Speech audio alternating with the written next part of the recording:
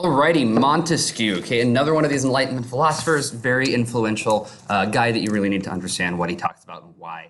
Montesquieu is concerned primarily with how to protect liberty from a bad government. So he's looking at the fact that he's saying governments are bad at times. There are going to be these bad governments. And how do you protect individual freedom when you have a bad government? Okay, and he's going to explain this in his book called The Spirit of Laws, which is published in 1748. Now, the purpose of The Spirit of Laws was simply a how-to kind of guide for how to organize government. How should you set government up? What is effective? What is not effective? How do we go about doing this? And in this book, he talks about the separation of powers. Now, the separation of powers is when you divide different powers of government among different branches. And the reason of doing this and why this is important is it decentralizes power from one individual person, gets away from an absolute kind of ruler, moving more towards a system of checks and balances where individual branches of government are controlled by different organizations in order to protect the liberty of the individual, preserving the common good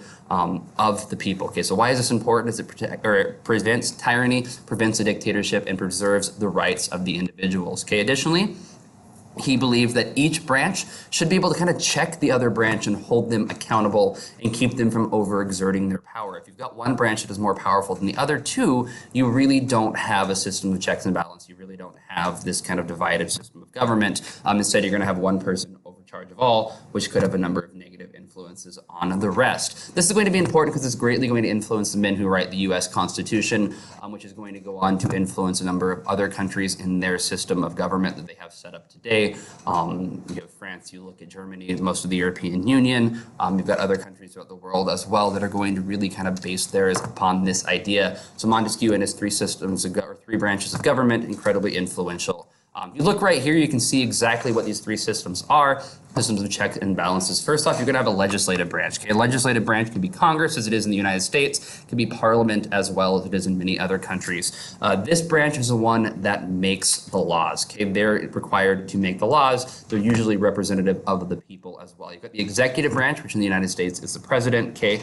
This is going to be the branch that's responsible for executing the laws, making sure that laws are actually enforced, and keeping these laws out like that. Additionally, in order for the legislative branch to really pass a law, it's got to go through the executive branch as well. Judicial branch is going to be important because they're the ones who determine whether or not a law is just, whether or not people are following the law, and they can tell you whether or not the executive is doing what they're supposed to be doing. So all these three branches work together in order to maintain a successful government, but they also hold each other accountable. The judicial branch is having too much power, the legislative and executive branch can kind of pop in there and say, knock it down a little bit. Same with the executive branch or the legislative branch. Okay, the next one we're going to talk about is Voltaire. Voltaire is a writer, and he is going to write a book called Candide. And in this book, Candide, he's going to poke fun at old religious ideas. So remember what happened in 1521, the Diet of Worms over with Martin Luther. I cannot and will not recant, so help me God, where he started the Protestant Reformation, and was the first one to really challenge the idea of the religious authority. Now, Voltaire is going to take this and do this as well. He's going to kind of mock the old religious ideas where you don't need these gods controlling everything, okay? Not necessarily an atheist, but don't need this like whole organized religion telling us what to do. He's going to mock that.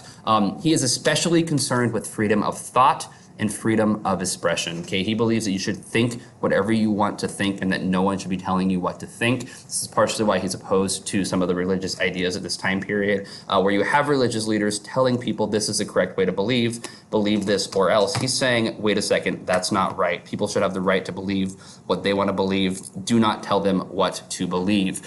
Freedom of speech as well as something that he believed everyone should have, that you should be able to speak and say what you want to say without any fear of repercussions. So if you don't like your leader, you should be able to criticize your leader without being thrown in jail. He believes in tolerance, which is the acceptance of different beliefs and customs. So it does not matter if you have a different belief that we should accept you. You have the right to believe what you want to believe. It is not right for us to interfere and tell you you cannot do that. Voltaire, in his famous quote, is said, "I disapprove of what you say, but I will defend to the death your right to say this." Now, be able to explain to me why this is significant. Why do you think this is significant? It's important, in my opinion, because he's saying that this freedom of belief is so important, okay, freedom of speech. is so important. And it shows exactly how much Voltaire believes this when he's saying he would protect the right of someone else to speak something that he disagrees with to the point of death as long as they have the right to say that. People explain the significance of this. Questions, feel free to comment down below. Get a hold of me if you can. Otherwise, good luck.